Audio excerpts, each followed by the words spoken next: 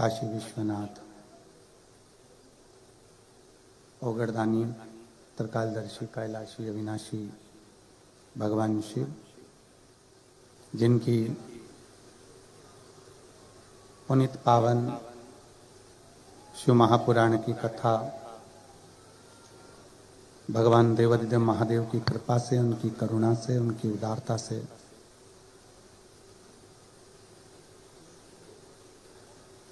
Dubai के इस पवित्र पावन प्रांगण में भगवान भोले बाबा की कृपा से पूज्य महाराज श्री वंडे बाबा जी यहाँ पर विराजमान हैं। उनके चरणों को नमन करते हुए सभी शिव भक्त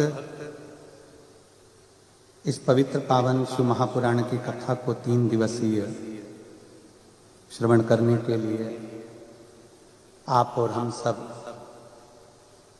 इस पवित्र भूमि पर विराजमान हैं। दुबई की ये नगरी में पवित्र पावन शिव महापुराण की कथा का दिव्य और भव्य आयोजन आप और हमको भगवान शंकर की करुणा प्राप्त करने के लिए हुआ है। कथा के मुख्य आयोजक के रूप में श्री शिव महापुराण सेवा समिति दुबई, एक बार सभी समिति के सदस्यों के लिए एक बार जोरदार ताली बजाकर स्वागत वंदन अभिनंदन, जिन्होंने इस पवित्र कथा को आप और हम तक दिया है।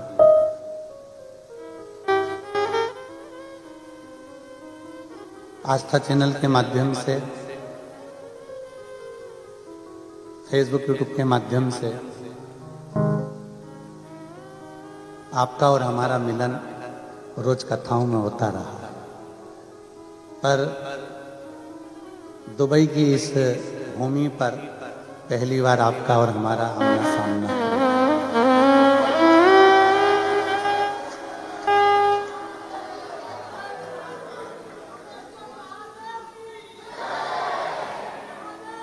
तो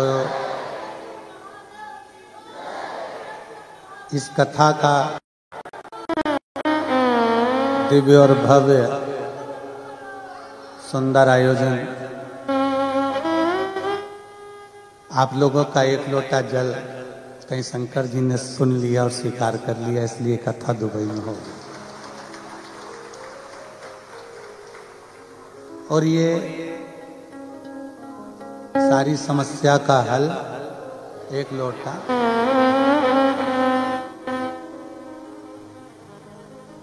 हमको खुद समझ में नहीं आया कि ये भारत में चलती चलती कथा दुबई कैसे पहुंच गई। हमें भी नहीं समझ में आया, एकदम 3 दिवसीय कथा कैसे दुबई आ गई। पर तुम्हारी भक्ति में कहीं ना कहीं भोले बाबा ने आपकी अविरल भक्ति को स्वीकार किया है, इसलिए ये शिव महापुराण की कथा भारत की भूमि से कुबेरेश्वर धाम से चलती चलती दुबई की इस पवित्र भूमि पर आई।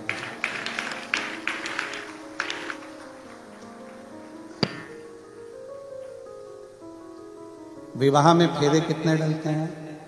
7। आपका और हमारा जन्म केवल 7 दिन में हुआ है, रविवार, सोमवार, मंगल, बुध, गुरु, शुक्र और शनि। मरेंगे कितने दिनों में? यही 7 दिन, अलग से कोई दिन आने वाला नहीं। भगवान कृष्ण ने जिस गोवर्धन पर्वत को अपनी उंगली पर उठाकर रखा, वो कितने कोस का है? 7 कोस। भगवान कृष्ण ने अपनी उंगली पर जिस पर्वत को उठाकर रखा, कितने दिन तक उठाकर रखा? 7 दिन तक। और भगवान कृष्ण ने जिस पर्वत को अपनी उंगली पर उठाया, भगवान की उम्र भी केवल 7 वर्ष की ही थी।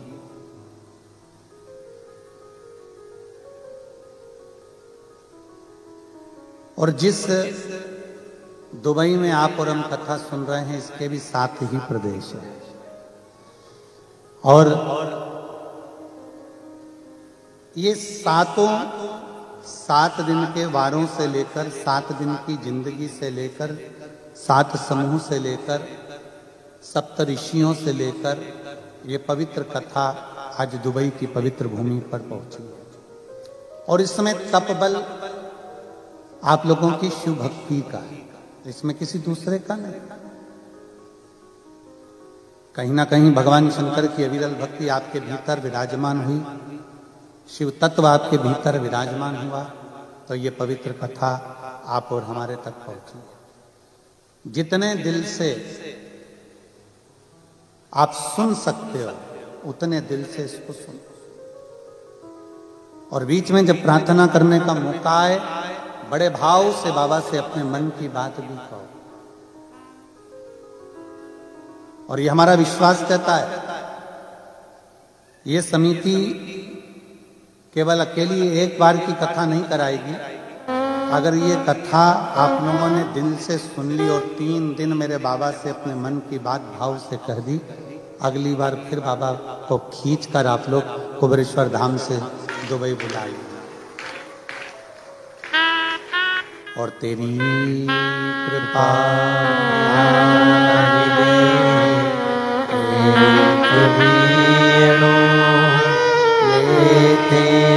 श्वास तेरी कृपा से तनो तनो। बखान क्या करूं मैं राखों के ढेर का, चपटी भवोत में अजयाना कुबेर का। गंगाधार मुक्तिद्वार ओमकार तू, भोले ओमकार तू। आयो शरण तिहारी शंभो तार तार तू। ये शिव की कृपा से प्राप्त है, भगवान शंकर की करुणा से, उनकी दया से, उनकी उदारता से प्राप्त होगा। जिस दिल से, जिस भाव से, जिस स्नेह से आप इस कथा को स्वीकार करेंगे, उस भाव से ये कथा आपके भीतर पहुंचकर आपका कल्याण करेगी। 24,000 श्लोक हैं शिव महापुराण के अंतर्गत, करोड़ों करोड़ों शब्द हैं शिव महापुराण के अंतर्गत। अब उन शब्दों में से आपको क्या शब्द अपने जीवन में उतारना है, क्या अपने जीवन में ले सकते हो, वो लेने का प्रयास करो। कितना ग्रहण कर सकते हो उतना ले।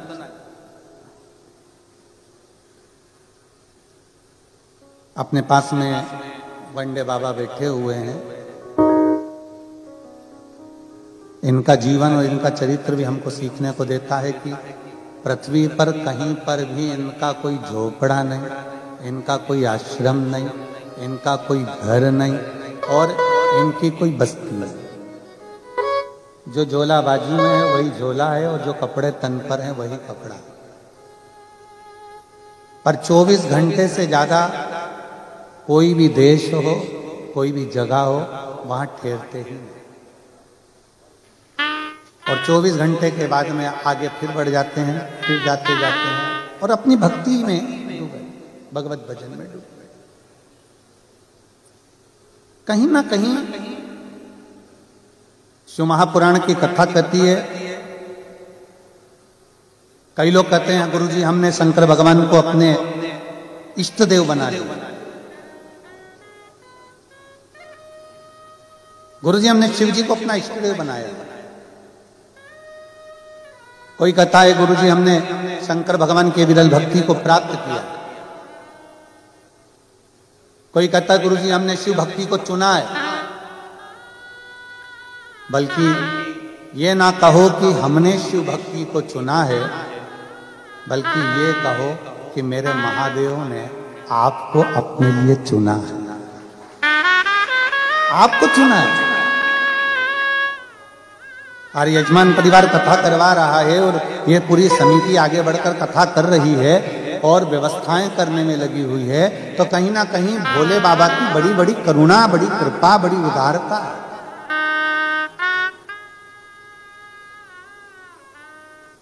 ना जाने कौन सा पुण्य, कौन सा हमारा किया गया एक लोटा जल हमारा पुण्य हमारे सम्मुख में आया, जो हम आप यहां बैठकर कथा का लाभ ले रहे हैं।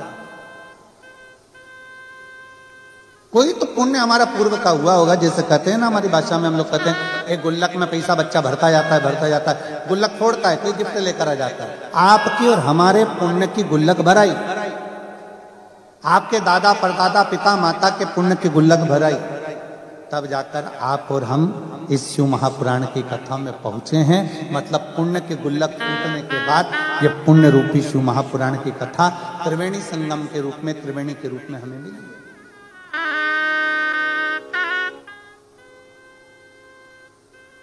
और पूरा विश्व इस कथा को आस्था चैनल के माध्यम से देख रहा है, पूरा विश्व।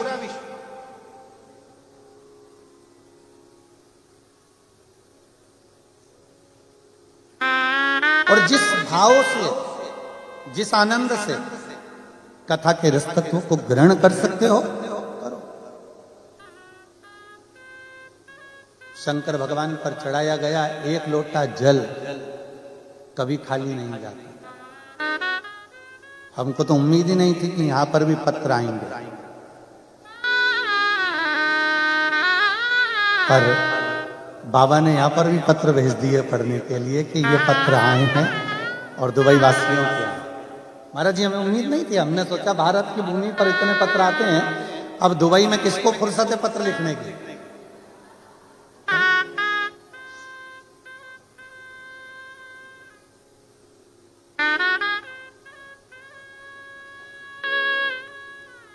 पर जब हम आ रहे थे तो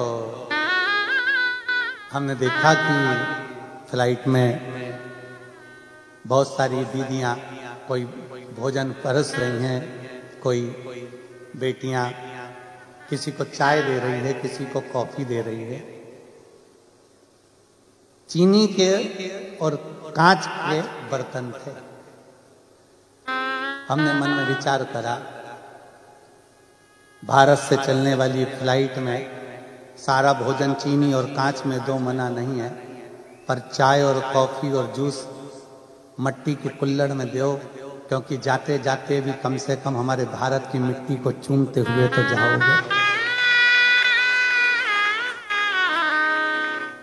भारतीय अगर जाएगा तो कम से कम भारत की मिट्टी को चूमता चूमता तो जाएगा। देख रहे।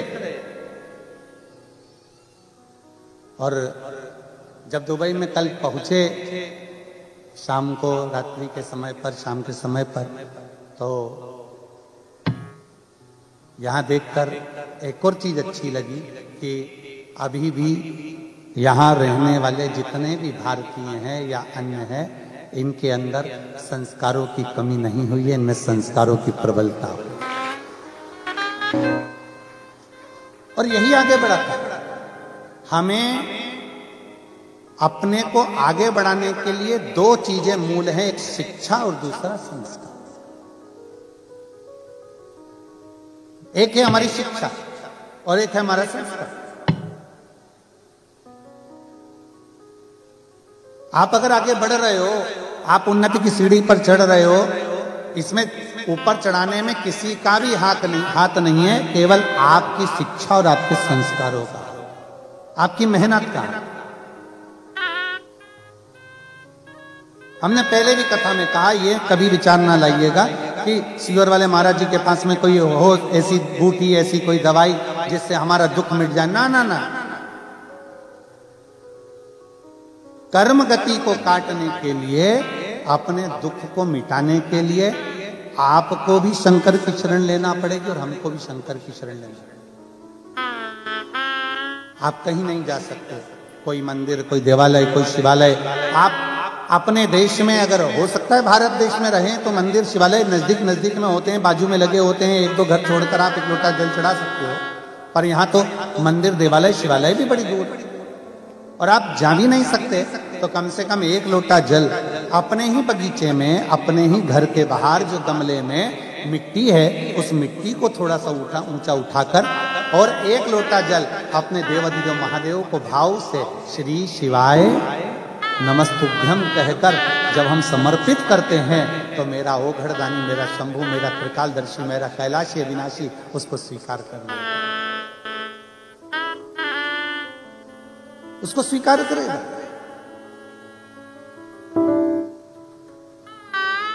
जरूरी नहीं कि आप मंदिर में पहुंचेंगे तो ही भगवान स्वीकार करेगा। आप हृदय से जहां बैठकर, जैसे बैठकर भगवान की विरल भक्ति को धारण करते हैं, शिव उसको स्वीकार करता है।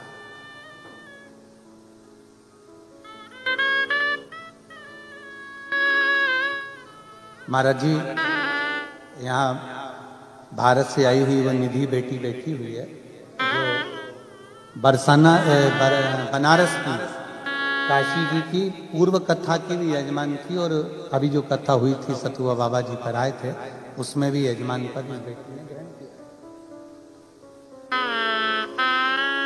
और बच्चों के संस्कार देखकर आज हम कल शाम को जब आए और आज भी हमने जब देखा बाहर, आप सभी के शिक्षा और संस्कार को देखकर मैं आपको नमन करता हूं, आपके संस्कार को और आपकी शिक्षा को।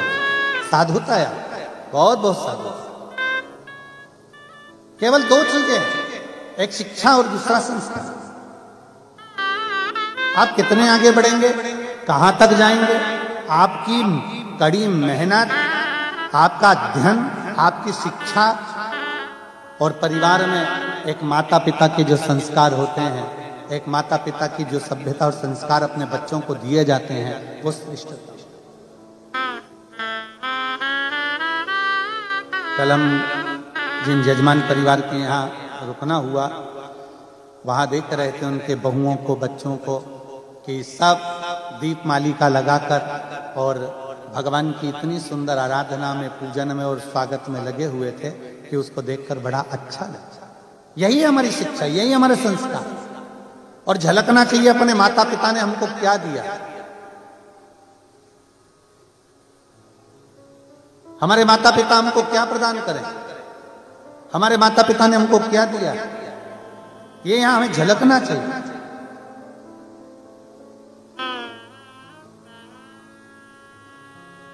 तो महापुराण में एक देवराज नाम के ब्राह्मण का चरित्र आप लोग बारंबार सुनते आए, कथा को बारंबार आप लोगों ने आस्था चैनल के माध्यम से, फेसबुक यूट्यूब के माध्यम से श्रवण किया।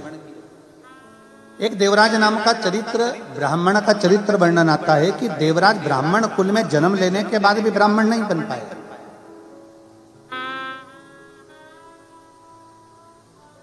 ब्राह्मण कुल में जन्म लेने के बाद भी ब्राह्मण तत्व उसके भीतर नहीं उतर पाया। जरूरी नहीं कि आप बहुत उच्च कुल में जन्म ले लिए और बहुत उच्च हो गए। कई बार ऐसा होता है कि एक साधारण परिवार में जन्म लेने वाला व्यक्ति भी जब अपने संस्कारों में ढलता है, जब अच्छी शिक्षा में ढलता है, तो धीरे धीरे वो उन्नति की ओर बढ़ता चलेगा। दो शब्द हैं,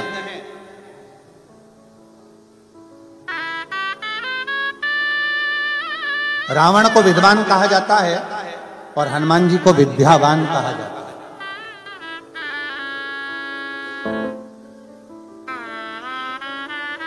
दो शब्द हैं, रावण को विद्वान कहा जा रहा है और हनुमान जी महाराज को विद्यावान कहा जा रहा है। हनुमान चालीसा के अंतर्गत आता है, विद्यावान गुणी अति चातुर।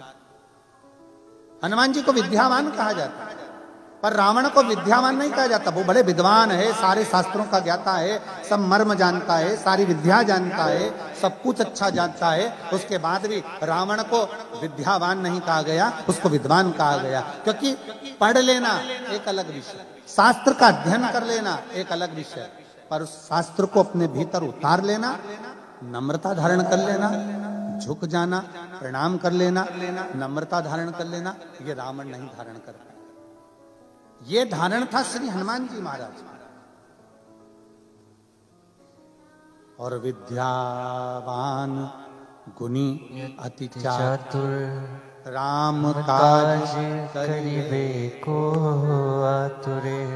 हनुमान जी महाराज के भीतर विद्यावानता का चरित्र है कि जब हनुमान जी किसी से भी मिलते हैं, हनुमान जी कहीं पर भी जाते हैं, सबसे पहले हनुमान जी महाराज झुककर प्रणाम करते हैं, नमन करते हैं। एक बार तो ऐसा हुआ कि हनुमान जी महाराज जब राम जी से प्रथम बार मिलन करने के लिए गए, जब सुग्रीव ने भेजा पता करो कि दो वन में कोई मनुष्य आए हैं, घूम रहे हैं, हनुमान जी जब गए उनसे मिलने के लिए, ब्राह्मण का वेश था, संत का वेश था, और राम जी महाराज के चरणों को जाकर नमन करते हैं, प्रणाम करते हैं। राम जी जान गए कि यह कोई साधारण नहीं है, मैं क्षत्रिय और ये ब्राह्मण का रूप रख कर आया और मुझे नमन कर रहा है, प्रणाम कर रहा है, मतलब ये कोई सहज नहीं हो सकता, कोई साधारण नहीं हो सकता। इसके भीतर की विद्या सामने नजर आ रही है। विद्वान तो कोई भी बन सकता है, बहुत अध्ययन कर लीजिए, बहुत पढ़ लीजिए, बहुत शास्त्र पढ़ लीजिए, बहुत अध्ययन कर लीजिए, विद्वान कोई भी बन जाएगा, खूब आगे बढ़ जाओगे, विद्वत्ता आ जाएगी, पर विद्यावान बनना कठिन है, क्योंकि विद्यावान का सबसे बड़ा लक्षण है कि अपने बड़ों के आगे, अपने आदरणीयों के आगे, अपने गुरुजन के आगे, सत्कारियों के आगे हाथ जोड़कर झुककर प्रणाम कर लेना, ये विद्वत्ता होना चाहिए। ये विद्वत्ता होना चाहिए। इसी को नम्रता कहते हैं, इसी को सहजता कहते हैं। और मैंने तेरे ही भरोसे बाबा, तेरे ही भरोसे। आप लोग कथा में बैठे हो, पर आप लोगों आस्था चैनल के माध्यम से जितना जितना आपको याद है उतना उतना साथ में बोलना भी है। संकोच वश मत बैठना कि पास वाला ताली नहीं बजा रहा है तो मैं कैसे बजे। संकोच वश मत बैठना कि पास वाला नहीं बोल रहा था हम कैसे बोले। ये तो 3 दिन बाबा आपके पास में है और आप बाबा के पास में हो। अपने बाप से मिलने के लिए आप आए हो और आपका बाप अपनी बेटियों से मिलने के लिए, बेटों से मिलने के लिए आया है। तो ये भाव लेकर शिव कथा एक माता पिता के तुल्य है।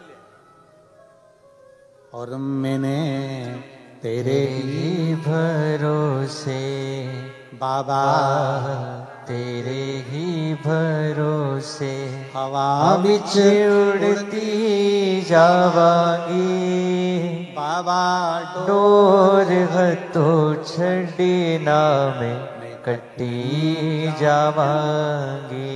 भोले मैं तेरी पतंग शंभु, मैं तेरी पतंग हवा हवा विच उड़ती जावांगी। आप चुप रहो, इनकी सुनने दो मुझे।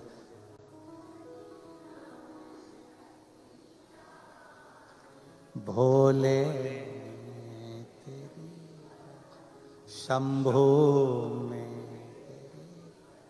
हवा बिच बाबा, डोर हथो छड़ी नामे कटी। बस यही भाव, एक नम्रता का विषय। देवराज नाम का ब्राह्मण है। ब्राह्मण कुल में जन्म लेने के बाद भी ब्राह्मण तत्व धारण नहीं करते, उसके भीतर ब्राह्मण तत्व नहीं है, भटक रहा है। ब्राह्मण कुल में जन्म लेने के बाद भी चोरी कर रहा है, ब्राह्मण कुल में जन्म लेने के बाद भी निंदा कर रहा है, ब्राह्मण कुल में जन्म लेने के बाद भी कपट कर रहा है, ब्राह्मण कुल में जन्म लेने के बाद भी छल और छिद्र में डूबा हुआ।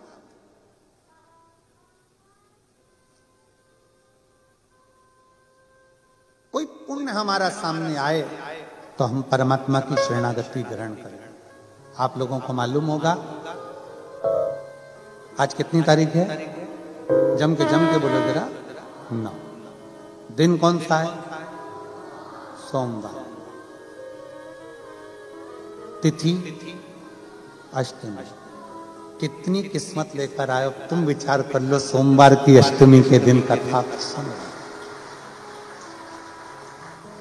आज हमारे पूरे भारत के लोग सोमवार की अष्टमी के दिन शंकर जी के मंदिर में जाकर बेलपत्र समर्पित करते हैं।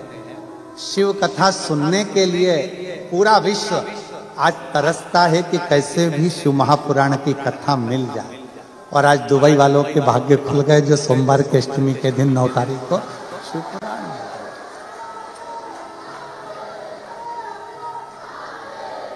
ये शिव कृपा, इसी को शंकर की करुणा कर, इसी को उदारता कर। अब विचार करिए कि कुछ तो पुण्य होंगे ना तुम्हारे। अब तुम लोग जाओ ना अपने अपने घर पे तो नजर उतरवा लेना।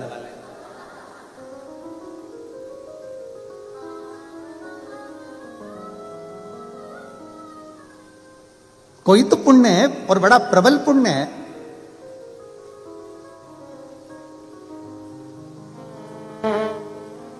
देवराज अच्छे पुण्य नहीं कर पाया, पर देवराज ने भले अच्छे पुण्य ना करे हों, पर देवराज की जो माता थी वो शिव के मंदिर रोज जाती। कोई भी व्रत करो, कोई भी आराधना करो, कोई भी तप करो, कोई भी साधना करो, कोई भी मंत्र जाप करो, उसका फल मिलेगा कि नहीं मिलेगा हमको नहीं मालूम। पर शिव महापुराण की विद्येश्वर संहिता कहती है कि शंकर के मंदिर की अगर देहली भी चढ़ गए, या शिव महापुराण की साक्षी में पहुंच गए, या शिव महापुराण की कथा सुनकर कोई निकल कर जा रहा है, उसके मात्र मुख का दर्शन हो जाए तो समझ लेना कि आपके सारे पाप नष्ट हो गए और आप परमात्मा की शरणागति ग्रहण कर।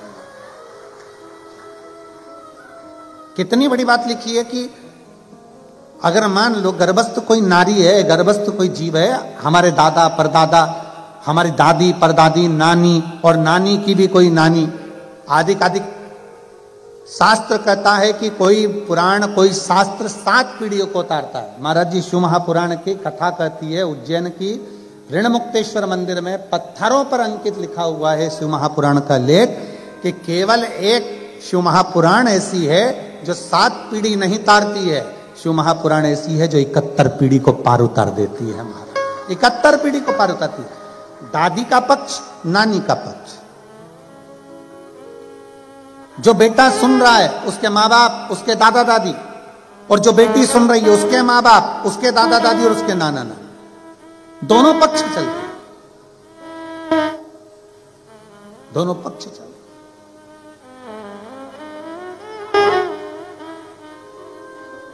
और कितना सुंदर लिखा है। माता पार्वती जी ने एक बार भगवान देवाधिदेव महादेव से अमरनाथ की गुफा में प्रवेश कर कर पूछा था, जब अमर कथा भगवान शंकर पार्वती जी को श्रवण करा रहे थे। पार्वती जी को जब अमर कथा कह रहे हैं, तब बाबा देवाधिदेव महादेव भगवान शंकर से माता पार्वती जी पूछती है कि कोई स्त्री, कोई नारी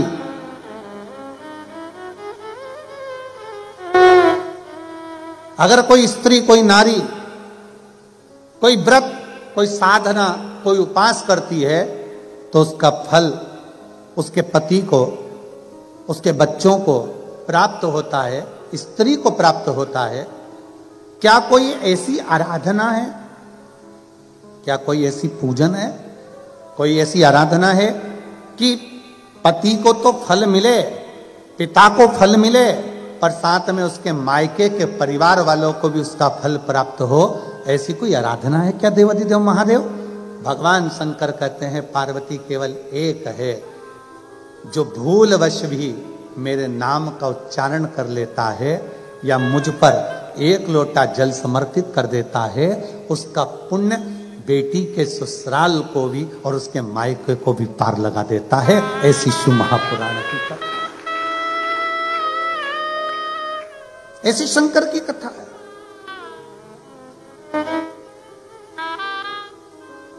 और आप और हम कथा का रसतत्व ग्रहण करने के लिए बैठे, जितनी मेरी जीजियां बैठी हैं, जितनी मेरी बेटियां बैठी हैं, जितनी मेरी माताएं बैठी और जितने मेरे जीजा बैठे हैं,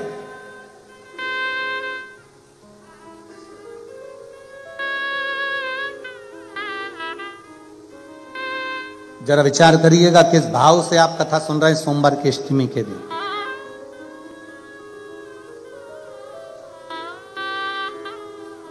सही में इस कथा का नाम त्रिवेणी दिया तो वो त्रिवेणी सिद्ध भी हो गई। सोमवार,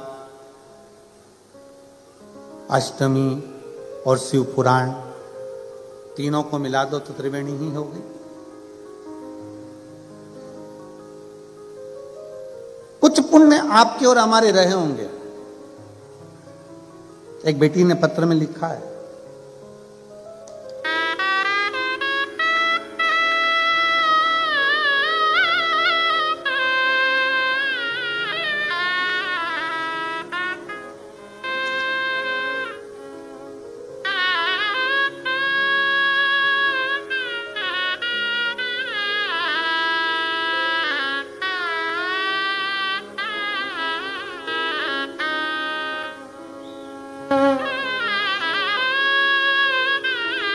गुरुदेव, मेरा नाम प्रियंका पंकज सिंह गिरासे है। मैं दुबई में ही रहती हूँ। कहीं बैठी हूँ? आप ही हैं? श्री शिवाय नमस्तुभ्यं। हाथ हिलाओ एक बार। हर हर महादेव। हम 2021 से आपकी कथा सुन रहे हैं। अभी सिरपुर की कथा भी हमने सुनी। गुरुदेव, मैं बाबा से क्या प्रार्थना करूं? मेरे बाबा से जो मांगती हूं बाबा दे देता है। हम जब भी इंडिया जाते हैं, कुबरेश्वर धाम सीहोर जरूर जाते हैं और बाबा को प्रार्थना कर कर आते हैं। 29 जुलाई को 2024 को भी हम सीहोर गए थे और वहां पर हमने भोजन भंडारा भी कराया था। गुरुजी, जिस दिन से हमें मालूम पड़ा कि यहां कथा दुबई में होने वाली है, मेरे पति की नौकरी दूसरी जगह चल रही थी। हम बाबा से प्रार्थना करने लगे, बाबा कुछ भी कर, पर एक काम जरूर कर कि ये एक काम जरूर कर कि जब ये दुबई की कथा रहे तो हम 3 दिन 9 से 11 दिसंबर तक यूएई में ही हम ड्यूटी दें और वहीं पर हम कथा भी सुने। और बाबा की ऐसी कृपा हुई गुरुदेव, हमारी ड्यूटी भी यहीं और कथा भी यहीं। ये बाबा की कृपा नहीं तो और क्या है। आ जाओ, एक बेलपत्र ले जाओ, आ जाओ, आ जाओ। और भोले मैं तेरी पतंग, एक लाइन अच्छी लिखी है आप और हम गुनगुनाते हैं कि लुटा दिया भंडार काशी वाले ने, कर दिया माला माल काशी वाले ने। लुटा दिया भंडार काशी वाले ने, कर दिया माला माल काशी वाले ने। लुटा दिया, हाँ लुटा दिया, लुटा दिया, हाँ लुटा दिया, लुटा दिया भंडार काशी वाले ने, कर दिया माला माल काशी वाले ने। जो जैसी भावना लाया वो वैसा ही फल पाया, जो जैसी भावना लाया वो वैसा ही फल पाया। नहीं खाली उसे लौटाया, वो मन ही मन हर्षाया। नहीं खाली उसे लौटाया, वो मन ही मन हर्षाया। और कर कर दिया दिया माला माल काशी वाले ने, लुटा दिया भंडार काशी वाले ने।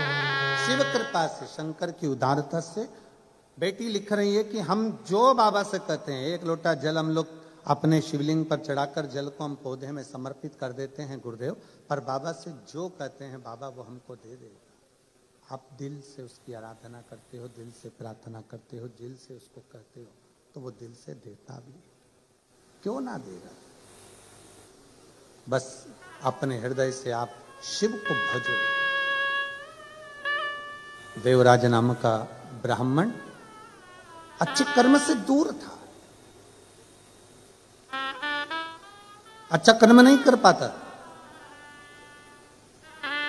कभी ना भजन किया, ना कभी स्मरण किया, ना कभी कीर्तन किया। आप दिल से जहां बैठकर, जैसे बैठकर उसको भजते हो, वो दिल से स्वीकार करता है। दिल से भजो।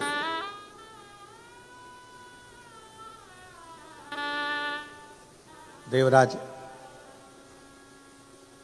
मंदिर गया ही नहीं, कभी उसने शंकर के शिवलिंग का दर्शन ही नहीं करा, कभी देखा ही नहीं शिवलिंग।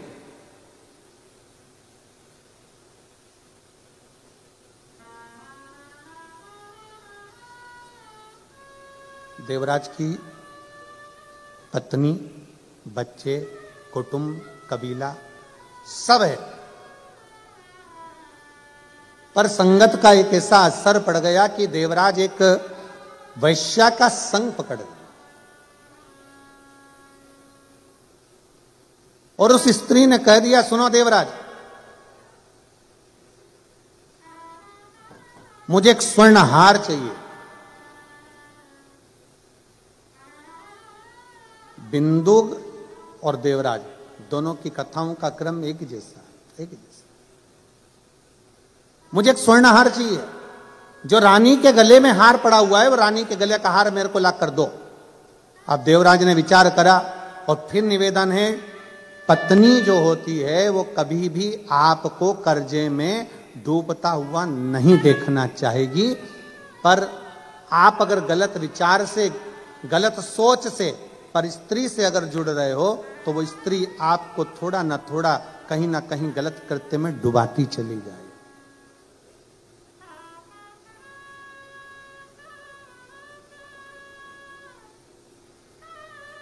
वो डुबाती चली जाए। इस दुबई की एक बात बहुत अच्छी है महाराज कि यहां अगर आप रोड पर कहीं थूक नहीं सकते, रोड पर कहीं सिगरेट, तंबाकू, बीड़ी कुछ आप पी नहीं सकते, मदिरा आदि भी रोड पर कहीं पी नहीं सकते।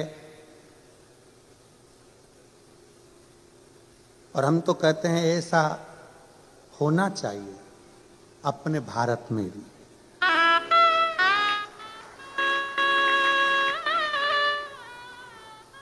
जहां मर्जी पड़ी वहां थूक दिया, जहां मर्जी पड़ी वहां बैठकर सिगरेट बीड़ी पी लिया, जहां मर्जी पड़ी वहां बैठकर मदिरा का पान कर लिया। दुबई की ये, यूएई की ये बात सबसे अच्छी है कि कहीं ना कहीं व्यसन को, क्राइम को कोई गलत सोच कर आता है, कोई गलत विचार कर आता है, तो कम से कम इस भूमि पर इन चीजों पर कंट्रोल करा गया है, इन चीजों पर कंट्रोल करा गया। और हमने देखा रात्रि के समय पर भी बेटियां गाड़ियां चला रही हैं, घूम रही हैं, जा रहे हैं, आ रहे हैं। तो हमने पूछा, हमारे को लेकर आ रहे यजमान महोदय से कि हमने कहा ये यहाँ पर सेफ्टी बहुत है। तो कहा गुरुजी ये दुबई है, यहाँ पर कोई किसी को कुछ अपशब्द नहीं बोल सकता, कोई किसी से झगड़ा नहीं कर सकता और कोई किसी के लिए गलत दृष्टि या गलत विचार नहीं रख सकता। और ये होना चाहिए बेटियों की सुरक्षा के लिए और जनमानस की रक्षा के लिए। बहुत जरूरी,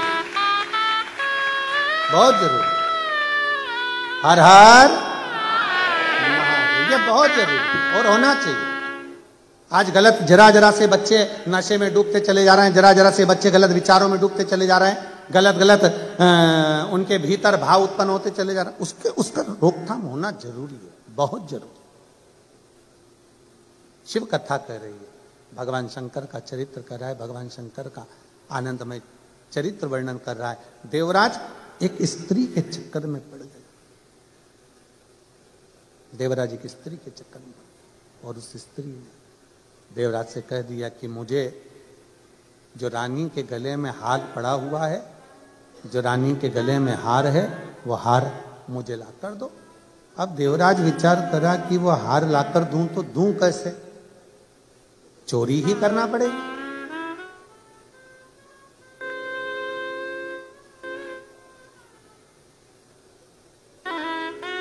थोड़ा चोरी का धन एकत्रित करूंगा तभी तो मैं आगे बढ़ पाऊंगा, तभी तो मैं रानी को हार लाकर दे पाऊंगा। अब स्त्री ने जिद पकड़ ली, मुझे तो रानी के गले का हार चाहिए तो चाहिए, तुम लाकर दो और अभी लाकर दो।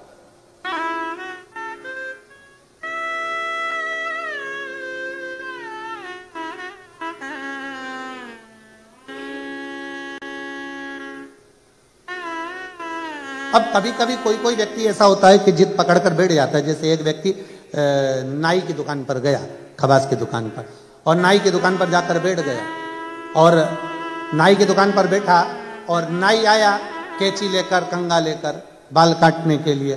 तो जैसे कैंची कंघा लेकर आया तो नाई ने देखा कि इसके सिर पर तो केवल 8 बाल हैं। कितने बाल हैं? केवल 8। अब नाई को आ गई गुस्सा कि ये मेरी हंसी उड़ाने आया मेरी दुकान पर, जब इसके बाल थे ही नहीं तो मेरे पास आया काहे को। तो नाई ने पूछा, बता गिनूं कि काटूं?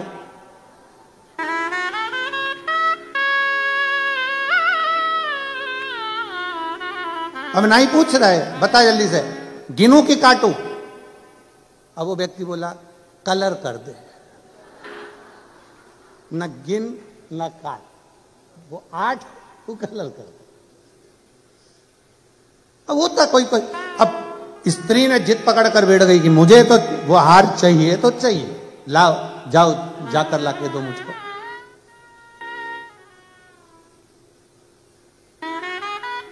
अभी की अभी जाओ और मुझे हार ला कर दो।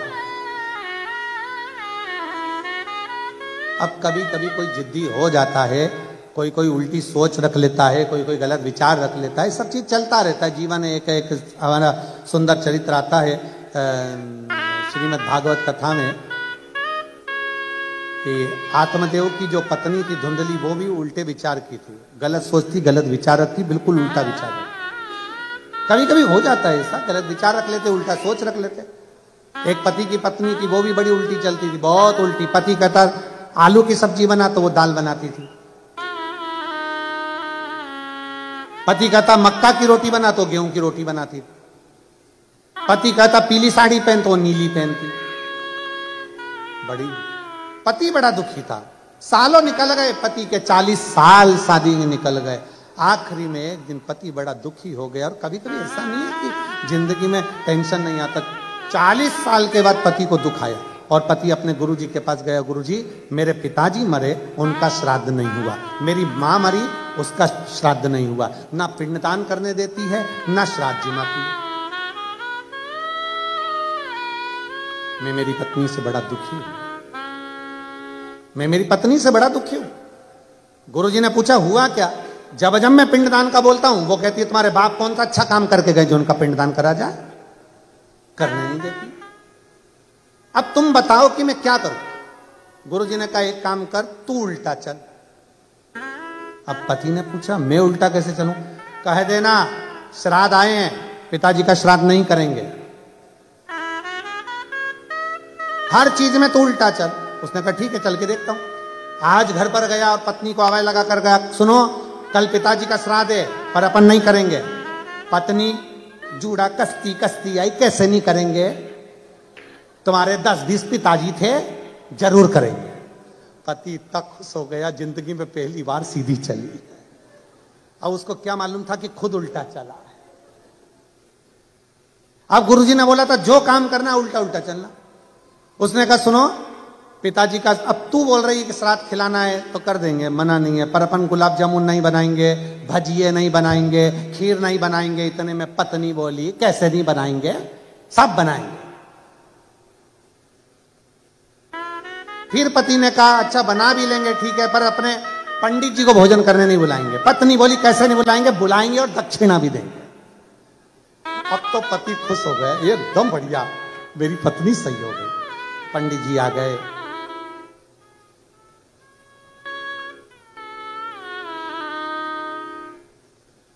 खाने के लिए बैठ गए।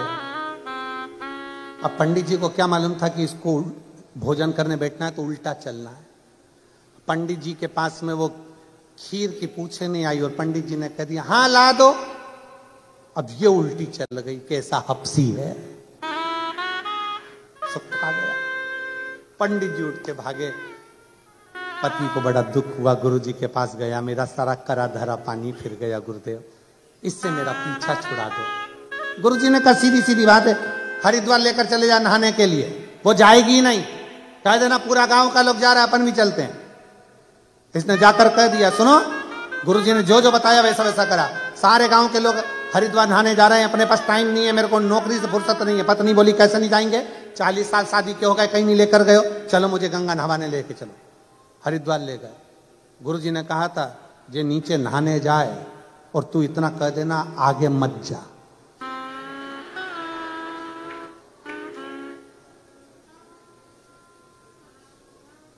ये गंगा नहाने जाए तू कह देना आगे मत जा, और ये नहाने के लिए नीचे गई गंगा जी में, और पति चिल्लाकर बोला आगे मत जाना। पत्नी की बोली जाऊंगी जा, और जो आगे गई और गंगा जी में बह गई।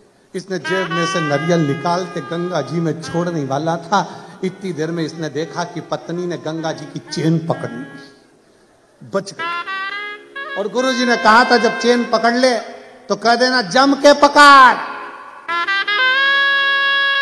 और इसने चेन पकड़ी और उसने कहा जम के पकड़, इसने कहा नहीं पकड़ना जा। जो छोड़ी पानी में बह गई।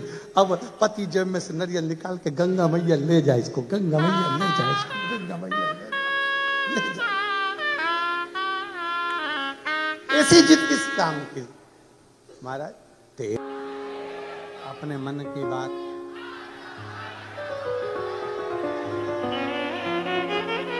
अपने स्थान पर बैठकर भगवान देवाधिदेव महादेव से बड़े भाव से, हृदय से, दिल से बाबा को अपने मन की बात कहेंगे। सब साथ में बोलेंगे और हृदय से बाबा से कहेंगे।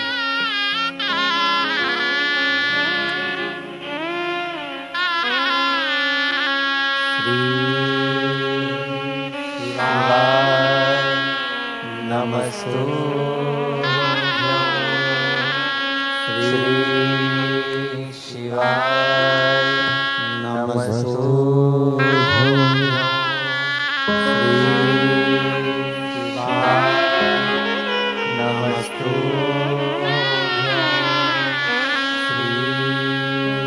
शिवाय नमस्तुभ्यं, श्री शिवाय नमस्तुभ्यं। भोला सब दुख का तुम्हारा, ओ भोला सब दुख का तुम्हारा। शिव शंकर जपूं तेरी माला, भोले बाबा जपूं तेरी माला।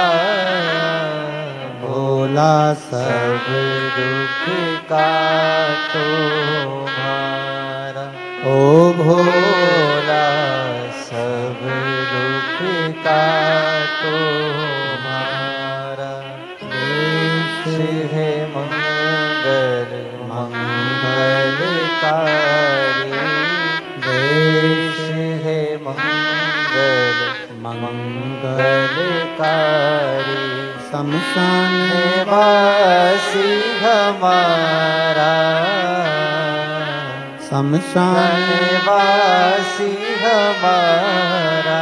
ओ भोला सब दुख का तुम्हारा, ओ भोला सब दुख का तुम्हारा। भगवान देवाधिदेव महादेव शिव का चरित्र कह रहा है। भगवान शंकर की पावन कथा कह रही है। देवराज गलत व्यसन में गलत जगह पर डूब गए।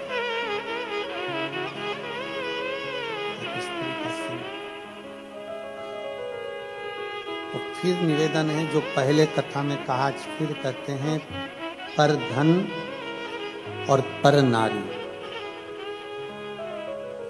पर धन और पर नारी एक दिन बर्बाद कर कर ही छोड़ती।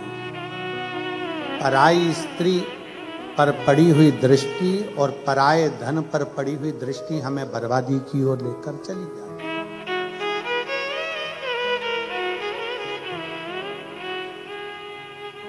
पर धन और पर नारी हमें गलत मार्ग की ओर लेकर ही जाएंगे और एक दिन डुबा कर ही मानेंगे, निश्चित है। शिव कथा कर रही, शिव महापुराण का चरित्र कर रही।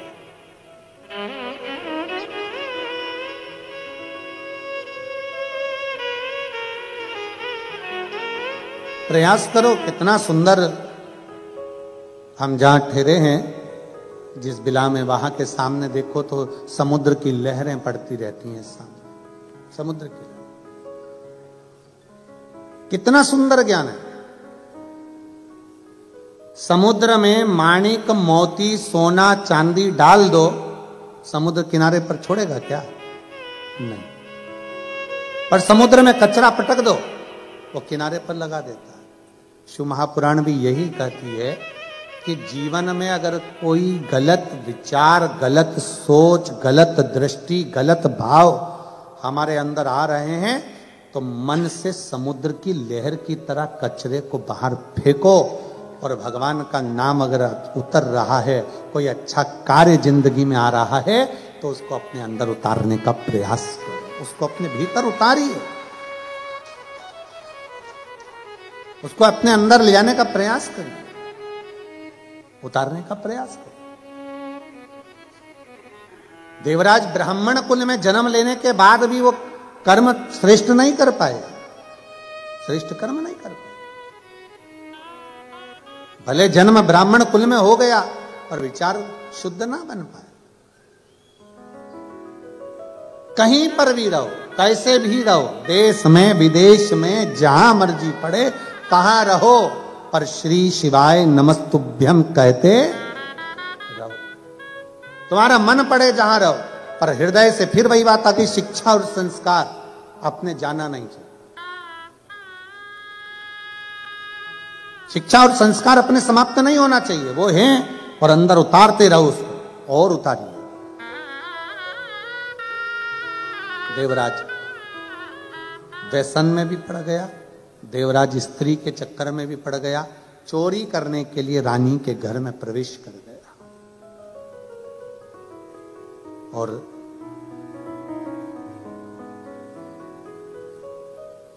चोरी करने के लिए जब रानी के घर में प्रवेश करे, रानी का हार चाहिए था चोरी करने के लिए, जब अंदर गया हार चुरा कर लेकर जब भागा, राजा को सूचना मिल गई कि रानी का हार कोई चुरा कर भागा है, पीछे पीछे पीछे पीछे दूतों को लगा दिया, पीछे पीछे दूतों को लगा दिया। चोरी का हार लेकर कहां जाता, कहीं छुपने का स्थान नहीं मिला। एक शिवालय था, शंकर जी का मंदिर, उसको लगा ये टूटा फूटा मंदिर है, शिवालय है, उसके अंदर प्रवेश कर गया।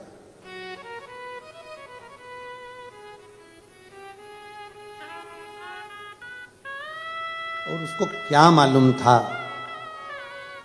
कि शंकर के मंदिर में अगर भूलवश भी अगर कोई पांव रख दे, शंकर के मंदिर में अगर कोई भूलवश भी चला जाए तो उसका फल क्या है, ये उसको अंदाजा नहीं था।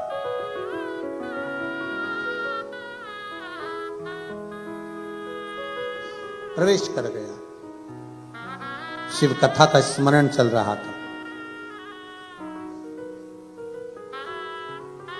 कोई एक बुजुर्ग ब्राह्मण बैठकर कथा का वाचन कर रहे थे, बीच बीच में चिल्ला रहे थे हर हर। थोड़ी देर में कथा हो हर हर। पहले हमारी भी आदत थी, हम भी चिल्लाते थे, बीच बीच में हम भी बोलते थे कि दीन बंधु दयालु दया कीजिए, जो दोनों हाथ उठाकर हर हर महादेव नहीं बोले उसको उठा लीजिए, पहले हम भी बोलते थे। पर हमने बोलना बंद कर दिया जब से लोगों ने पत्र लिखना चालू करे। एक व्यक्ति ने पत्र में लिखकर बोला, गुरुजी हम गाड़ी चला रहे होते हैं, हेडफोन में कथा सुन रहे होते हैं और आप बोल देते हो कि जो हर हर नहीं बोले उसको उठा लीजिए, तो हमको गाड़ी खड़ी करना पड़ती है, दोनों हाथ से पहले बोलना पड़ता हर हर महादेव, फिर गाड़ी बढ़ाना पड़ती है। लोग देखते हैं अच्छा नहीं लगता, लोग समझते हैं इसको मिर्गी का दौरा मोरा आ गया।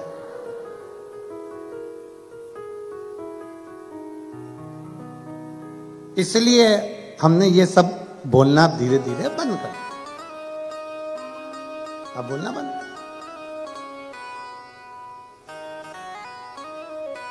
अब ज्यादा तेज तेज हम हर हर महादेव ही नहीं बुलवाते, क्योंकि पास में कोई बेचारी सो रही है जबकि में, और तुम इतने तेज चिल्ला दिए तो एकदम उसको सब सदमा लग जाता।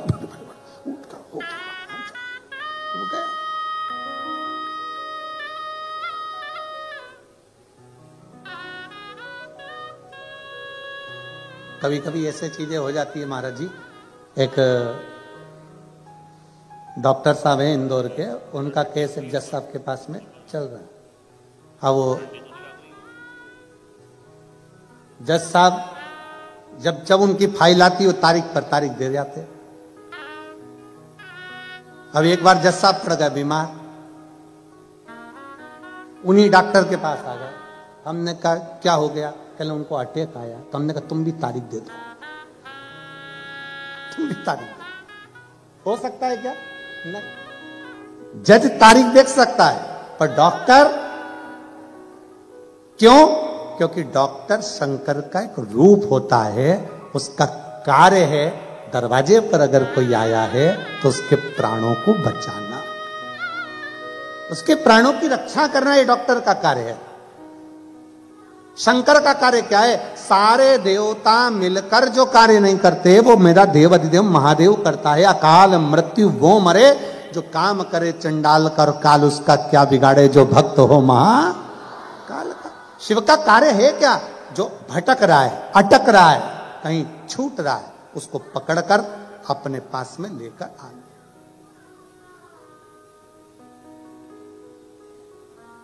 शंकर भगवान का कार्य क्या है? कोई मंजिल से भटक रहा है, उसको वापस मंजिल पर लाना। कोई अटक रहा है, उसको उस अटके हुए कार्य से निकाल दे। वो कहते हैं ना, अटका हुआ मेरा सारा काम हो गया, अटका हुआ मेरा सारा काम हो गया, वो काशी वाला मुझ पे मेहरबान हो गया, वो काशी वाला मुझ पे मेहरबान हो गया।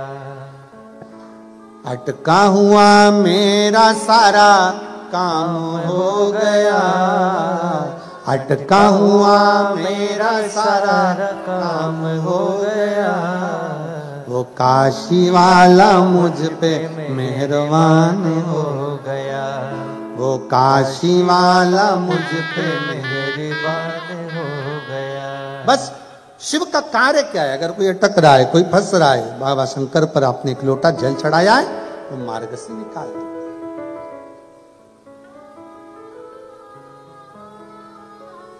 अभी वो जीजी आई थी, वो कह रही थी, गुरुजी मंदिर के अंदर जाकर लोटा भर के जल चढ़ा नहीं सकते, इसलिए हम घर में ही मट्टी का शिवलिंग का निर्माण कर कर बाबा को एक लोटा जल चढ़ा देते हैं और बाबा हमारे जल को स्वीकार कर कर हमारा कार्य कर देता है।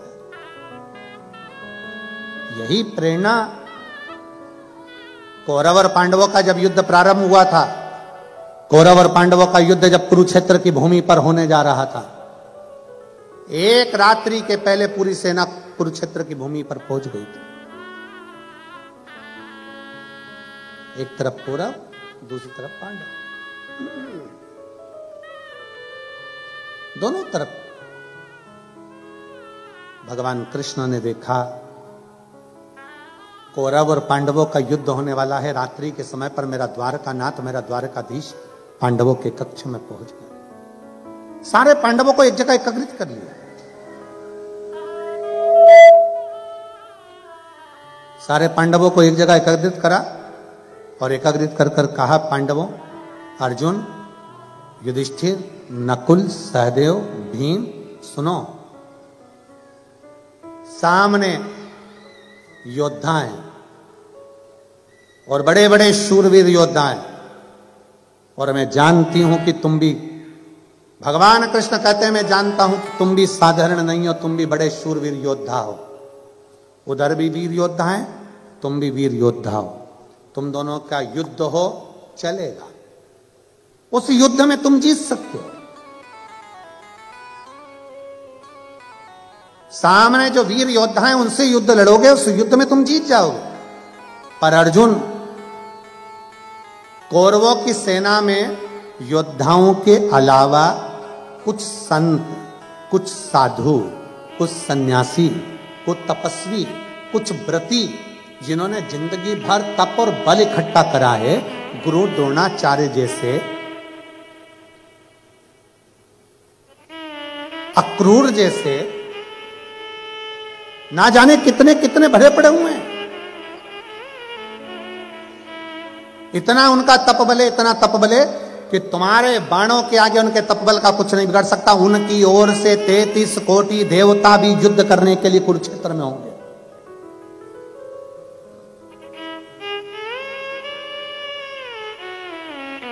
जब वो युद्ध लड़ेंगे, उनकी ओर से 33 कोटि देवता युद्ध लड़ने के लिए होंगे। अर्जुन ने पूछा, तो फिर करना क्या है? आप जो बोल दोगे हम वो कर लेंगे।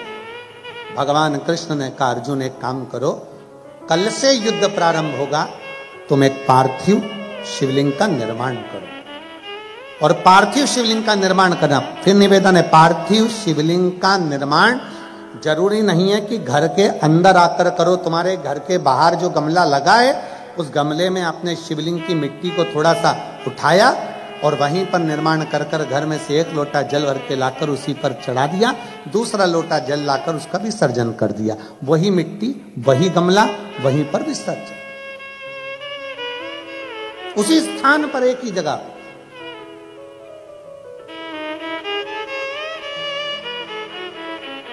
शंकर भगवान से सरल भक्ति किसी की नहीं है। अन्य देवताओं को लड्डू पेड़ा चाहिए, जलेबी कचौड़ी भजिया 56 भोग लगाना पड़ते हैं। शंकर भगवान को कौन सा 56 भोग लगता है? कुछ नहीं। अन्य देवताओं को बहुत सारा श्रृंगार चाहिए, शंकर भगवान को कोई श्रृंगार की जरूरत नहीं, वो तो खुद ही सुंदर है। कर्पूर गौरम करुणावतारम, स्वयं सुंदर।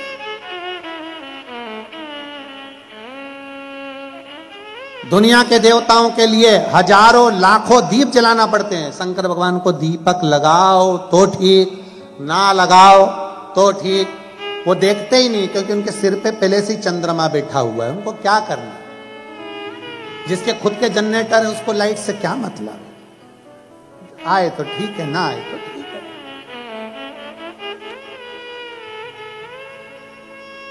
शिव जी को वस्त्र आभूषण से मतलब नहीं है। शंकर भगवान के गले में सांप पड़ा है, बिच्छू पड़ा है, मृग चर्म पहने हुए हैं, साला दुशाला लपेटे हुए हैं और तन पर राख भस्म लपेटी पड़ी हुई है। उन्हें कोई मतलब नहीं कि तुम क्या लगा रहे हो, क्या दे रहे हो, क्या प्रदान कर रहे हो, क्या कर रहे हो, कोई मतलब नहीं। तो शंकर शंकर, वो घड़ी है, तपस्वी तपस्वी, उसको कोई मतलब नहीं, उनको कोई मतलब नहीं। कितना सरल है। भगवान कृष्ण ने कहा कि कौरवों की सेना की ओर से बड़े बड़े तपस्वी, साधक, उपासक, बड़े बड़े नियम धारण करने वाले युद्ध लड़ने के लिए सामने होंगे, और अर्जुन दूसरी तरफ तुम और 5 पांडव तुम होगे, तुम्हारी सेना होगी। वीरों से लड़ना सरल है, पर तपस्वियों से लड़ना कठिन है। इन तपस्वियों से कैसे लड़ोगे? उन्होंने जो जप करा, तप करा, साधना करी, उनकी ओर से लड़ने के लिए 33 कोटि देवता आएंगे और वो युद्ध लड़ेंगे। तुम क्या करोगे? तुम्हारे पास में कौन नहीं? भगवान अर्जुन ने पूछा, प्रभु आप बताओ। अर्जुन कहता है, आप बताइए मैं क्या करूं?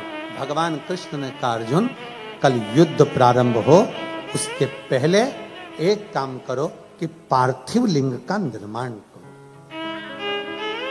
पार्थिव लिंग का निर्माण,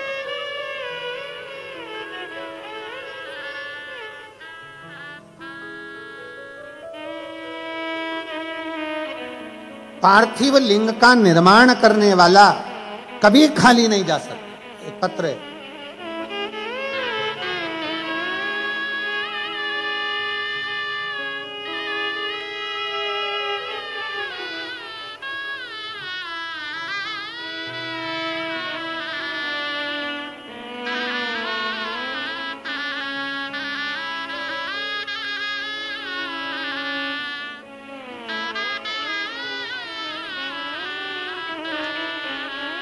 मेरा नाम सारिका जितेंद्र तंबोली, मैं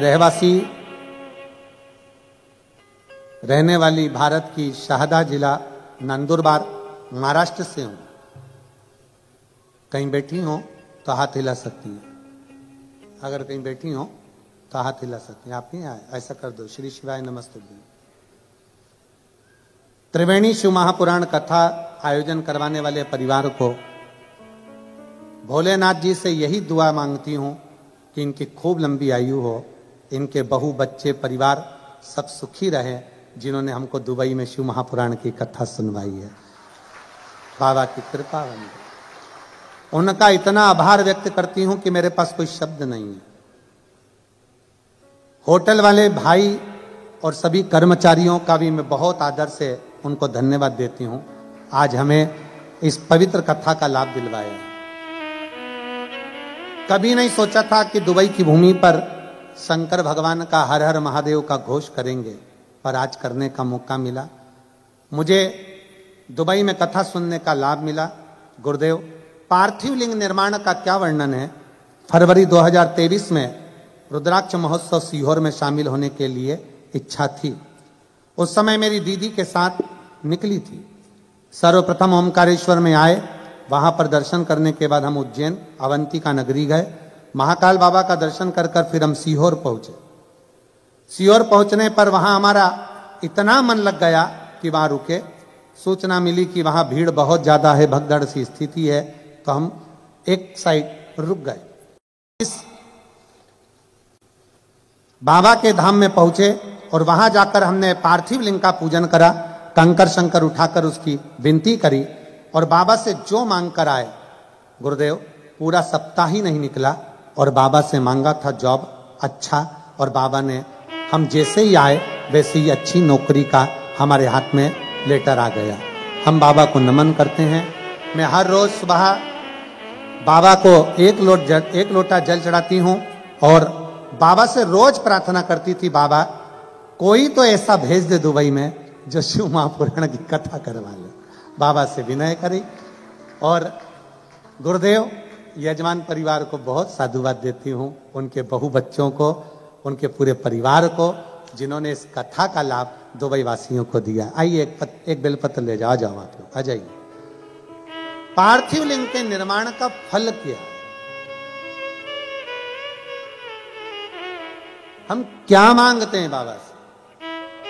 हम शिव से जो कहते हैं, हम शंकर भगवान से जो प्रार्थना करते हैं, हमारा बाबा वो स्वीकार करता है, स्वीकार करता है। और हम तो कहेंगे, यजमान परिवार से भी कहेंगे और आप सबसे कहेंगे, अगर बाबा आपको इतना देना तो जिंदगी में ऐसा सत्कर्म करते रहना चाहिए। बाबा अगर इस लायक बनाए आपको, ऐसा सत्कर्म करते रहो।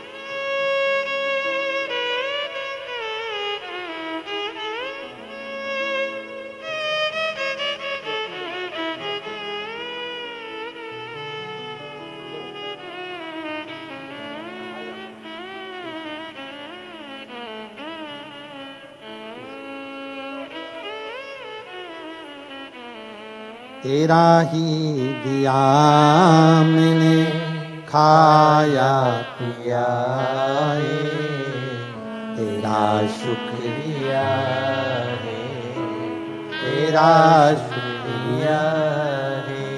मुझे भोले बाबा ने बहुत दे दिया है, तेरा शुक्रिया है, तेरा शुक्रिया।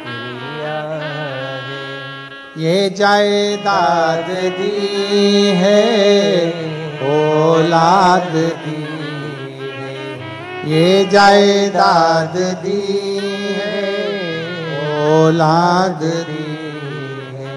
मुसीबत में हर वक्त इमदाद दी है, मुसीबत में हर वक्त इमदाद दी है। तेरा ही दिया मैंने खाया पिया है, तेरा ही दिया मैंने खाया पिया है, तेरा शुक्रिया है, तेरा शुक्रिया है। मुझे भोले बाबा ने बहुत दे दिया है, तेरा शुक्रिया है, तेरा शुक्रिया। बस उसको साधुता देते। शुक्राना और मुस्कुराना दोनों जरूरी है। धन्यवाद देते रहो और जिंदगी में मुस्कुराते रहो। धन्यवाद भी दो और मुस्कुराओ भी। ऐसा भगोने जैसा मुंह लेकर कभी मत रहो, भगोने जैसा। कई लोगों की आदत रहती है, पार्टी में भी जाएंगे तो ऐसे रहेंगे जैसे मुसद्दी लाल। मुंह उतरा हुआ है। इतने टेंशन में दिखेंगे कि लगता है पार्टी में आए का इतना प्रसन्न।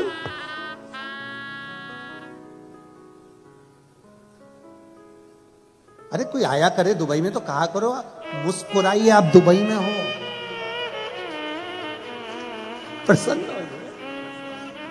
अब हम कहे आपको मुस्कुराइए, आप शिव पुराण में हो, है? ये प्रसन्नता होना चाहिए।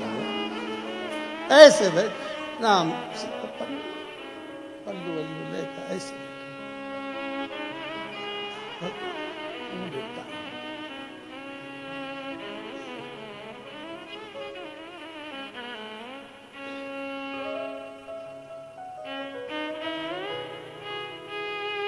कई लोग सफर में भी ऐसे रहते। अभी हम आ रहे थे भोपाल से मुंबई तक आए, वो तो ठीक था, पर मुंबई से दुबई तक आए वो थोड़ा सोचनीय था।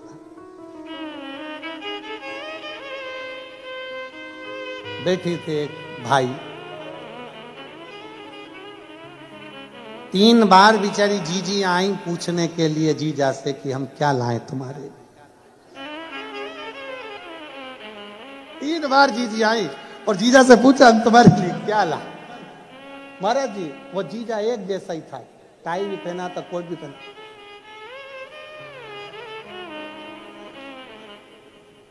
हमें पहले लगा कि हो सकता है गर्दन मर्दन साइटिका माइटिका इसकी कोई बीमारी।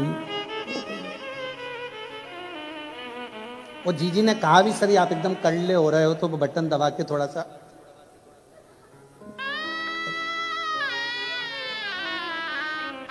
पूरा मुंबई से दुबई आ गया, वो एक जैसा ही था,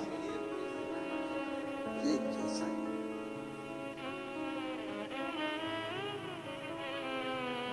और वो जीजिया इतनी मुस्कुरा के बोल रही थी बेचारी, वो जीजिया पर उसके चेहरे पर मुस्कुरा, अरे मुस्कुराइए। जुआ कभी मुस्कुराता है? झिंगुर, चींटी, कीड़ा, इल्ली, काकरोच, कुत्ता मुस्कुराएगा? मुस्कुराहट तो केवल मेरे भोले बाबा ने मनुष्य को दी है कि मुस्कुराए। मुस्कुराहट केवल मनुष्य को दी, बाकी किसी को नहीं, किसी को भी। कभी मच्छर को पकड़ के कहना मुस्कुरा, मुस्कुराए, मुस्कुराने, मुस्कुराहट केवल मनुष्य को। शिव कथा कर रही है, भगवान शंकर का चरित्र करा है। भगवान कृष्ण ने कह दिया अर्जुन जाओ और एक पार्थिव शिवलिंग का पूजन करो, पार्थिव शिवलिंग का निर्माण करो। पार्थिव लिंग का निर्माण करिए।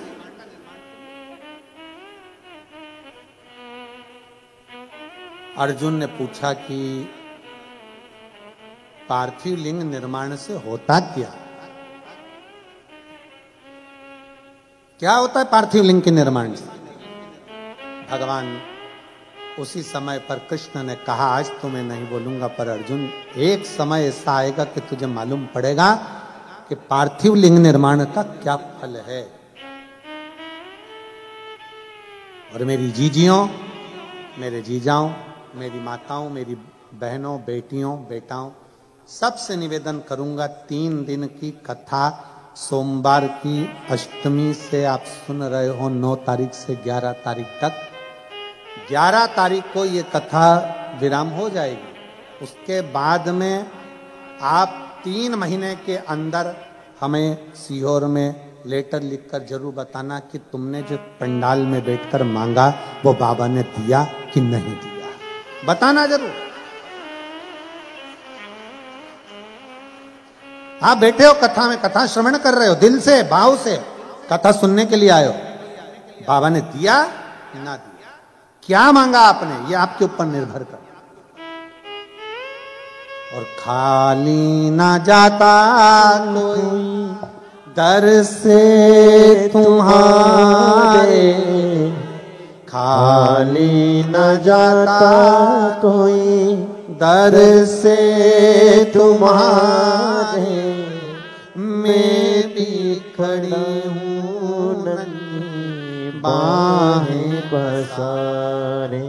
अपने हृदय से लगा लो, लगा लो, गिरा जा रहा हूँ, उठा लो, उठा लो।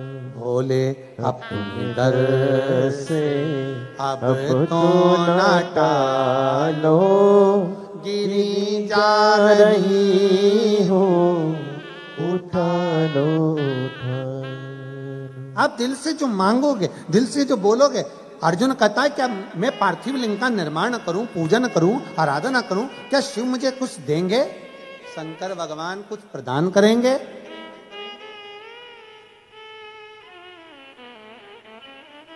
भगवान कृष्ण कहते हैं देवता देते हैं पल्ला झाड़ कर, और महादेव देता है छप्पर। उसके खजाने में कोई कमी है ही नहीं। क्या कमी होगी उसके खजाने में, जरा विचार करिए।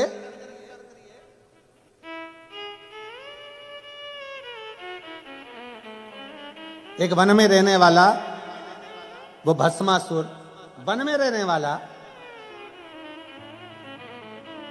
अपनी पत्नी से पूछता है बाबा महादेव को प्रसन्न करने के लिए क्या करना पड़ेगा, क्या करना पड़ेगा?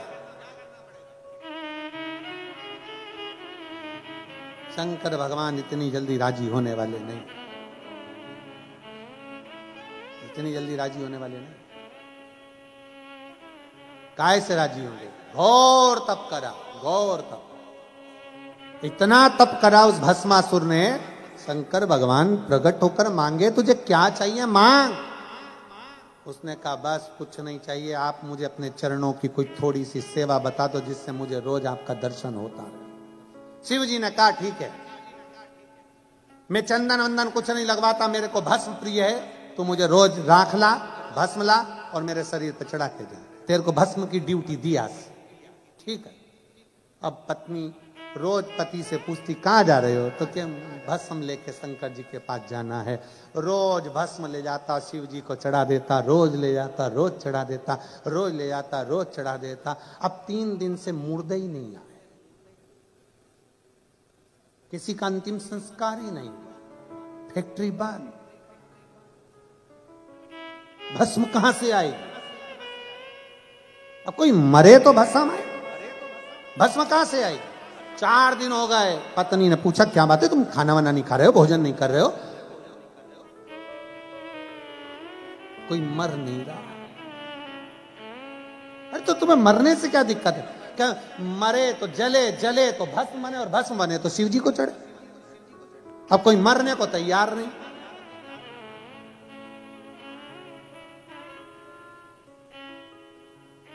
पत्नी बोली कब तक दूसरों के मरने का इंतजार करोगे? अपनी खुद की कंपनी चालू करो ना, अपनी खुद की फैक्ट्री चालू करो। पति ने पूछा कैसे? शंकर भगवान का तप करो, वर मांगो कि जिस पे हाथ रखूं वही भस्म, खुद की कंपनी, जिस पे रखोगे भस्म ले जाके चढ़ा देना भोलेनाथ को। वाह वाह वाह, पत्नी ने क्या सुंदर विचार कहे, कितनी सुंदर राय दी। पति खुश हो गया, तेरे बराबर मेरे लिए कोई नहीं सोच सकता। पर पत्नी में इतनी अकल नहीं थी, एक आध दिन तेरे को गले लगा लिया तो तू भी बस, इतनी अकल। अरे मांगो शंकर जी से, शंकर जी का तप करा, बाबा वर दीजिए। बाबा ने पूछा कौन सा वर? जिस पे हाथ रखूं वही भस्म। शंकर जी भी अलमस्त में बैठे हुए थे, इसको देखकर वर भी दे दिया।